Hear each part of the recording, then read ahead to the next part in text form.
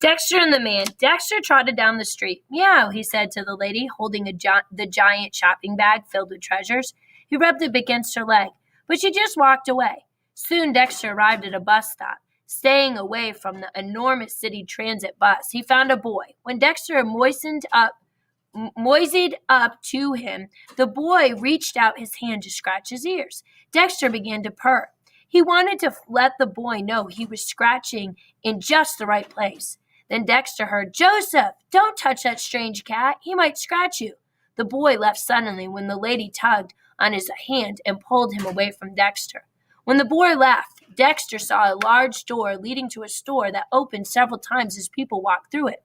When it opened, he sneaked through the door to find a place to lie down. A cool blast of air hit Dexter's face. The air conditioning was just what he needed to stay comfortable during his nap.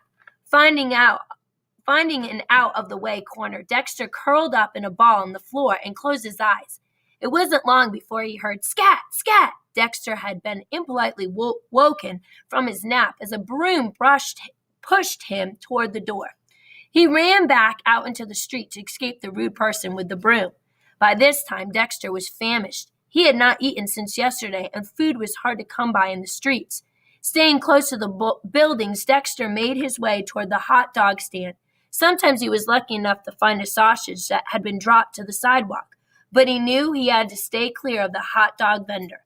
Meow, he said to anyone who would listen. Meow, Dexter said, saw two brightly polished black tide shoes. They were hidden under a pair of gray pinstriped suit pants. With his big golden eyes, Dexter looked up at the man, hoping for a tidbit to fall to the sidewalk. The man looked at Dexter, but quickly strode down the sidewalk with his hot dog in one hand and a briefcase in the other. Discouraged and still hungry, Dexter hung his head. His tail drooped as he sauntered aimlessly down the street. That's when he saw the man. "Here, kitty, kitty," said the deep voice. Dexter looked in the direction of the voice. The man sat in a chair with wheels on it. He wore a green and brown camo shirt. The man had a beard and sparkling blue eyes. Instead of two leather shoes, the man wore only one. Dexter noticed that one of his legs was much shorter than the other and had no shoe at the end. Instead, the man's pant leg was folded under where his knee should have been. The man had a thin ham sandwich in his hand. It didn't look like it was enough to feed such a large man, but he broke off a piece and held it in his outstretched hand, offering it to the stray cat he had found on the sidewalk. Dexter cautiously approached the man. He wolfed down the bite offered to him and looked up, hoping for more. The man broke off another piece and offered it. Dexter gladly gulped down the second bite. The man motioned to the cat to climb onto his lap.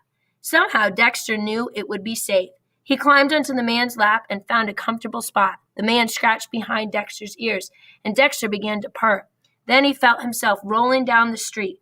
Dexter knew this was the beginning of a great new relationship.